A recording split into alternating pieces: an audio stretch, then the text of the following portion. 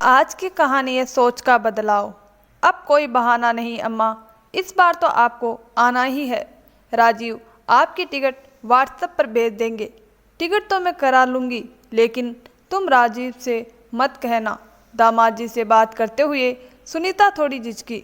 बस अम्मा, ये बेटा बेटी का फ़र्क अब नहीं, कहते हुए प्रिया मुस्कुरा दी।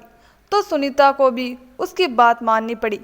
बेटी प्रिया की शादी को 5 साल से ऊपर हो गए थे, लेकिन चाह कर भी सुनीता कभी उसके पास नहीं जा पाई थी। उसके पति अक्सर बीमार रहते थे। पोते के पहले जन्मदिन पर प्रिया ने बहुत मनुआर की। पापा को भी साथ लेकर आ जाओ, हम सब इंतजाम कर लेंगे। पर सुनीता का दिल नहीं माना। पति की तबीयत खराब थी और यात्रा करवाना ठीक नहीं लगा। बेटी कोलकाता से जयपुर शिफ्ट हो गई, तब भी बोली, अम्मा आ जाओ, पापा का मन बहलेगा। लेकिन बीमारी ने जैसे उसके पति के साथ साथ सुनीता के मन को भी तोड़ दिया था। फिर एक दिन जब तकलीफ़ों से मुक्त मिल गई और सुनीता अकेली रह गई, अब की बार बेटी ने बुलाया तो वह मना नहीं कर पाई। राजीव ने टिकट भेज दी थी। स्टेशन पर प्रिया और राजीव लेने आए। नाती के साथ खेलते बात करते दिन कैसे निकल जाता पता ही न चलता। एक दिन शाम करीब 4 बजे बाथरूम का शावर खराब हो गया।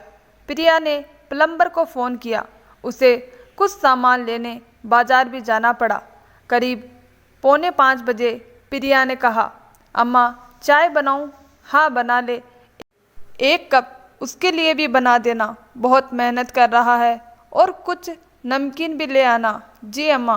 प्रिया ने चाय के 2 कप टेबल पर रखे और एक टूटा हुआ कप, साथ में कुछ बिस्किट पेपर पर रखकर प्लम्बर को आवाज़ दी। टूटा कप देखकर सुनीता चौंक गई। प्रिया, ये क्या? टूटे कप में चाय, पेपर पर बिस्किट, घर में बर्तन नहीं है क्या? अम्मा, लेकिन क्या?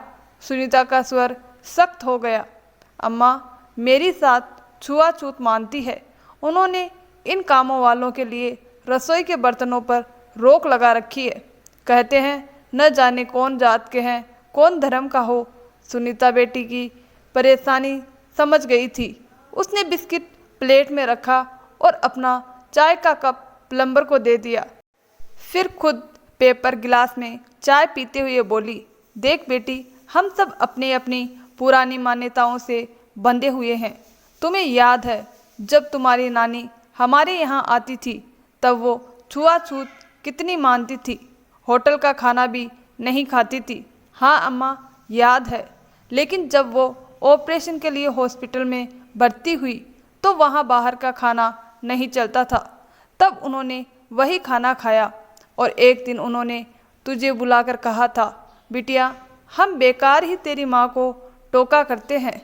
ये नर्स बॉय लोग कितनी सेवा करते हैं हमारी, खाना भी उन्हीं से खाया, समझ में आया सब एक ही है।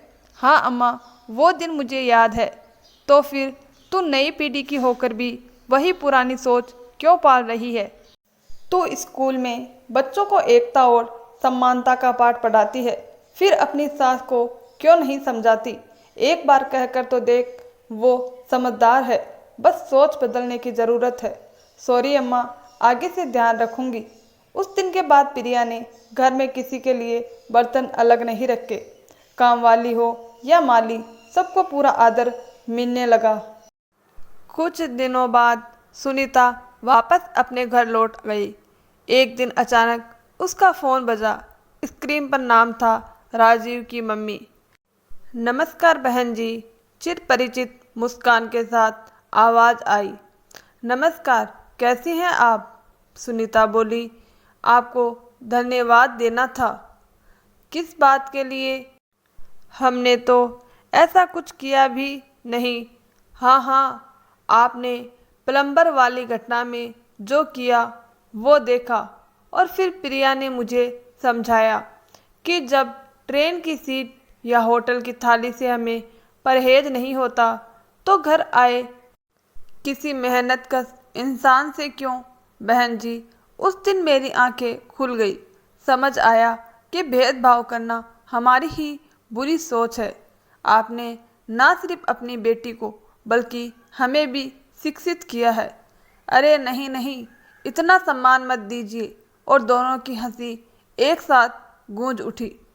दोस्तों, इस कहानी से यह सीख मिलती है कि भेदभाव मिटाने के लिए हमें दूसरों को नहीं, पहले खुद को बदलना होता है। जब सोच बदलेगी तो समाज बदलेगा। दोस्तों, आपको हमारी ये छोटी सी कहानी कैसी लगी, हमें कमेंट बॉक्स में आपकी राय ज़रूर बताइए। कहानी अच्छी लगी हो तो वीडियो को लाइक, शेयर और चैनल को सब्सक्राइब ज़रूर करें। धन्यवाद दोस्तों।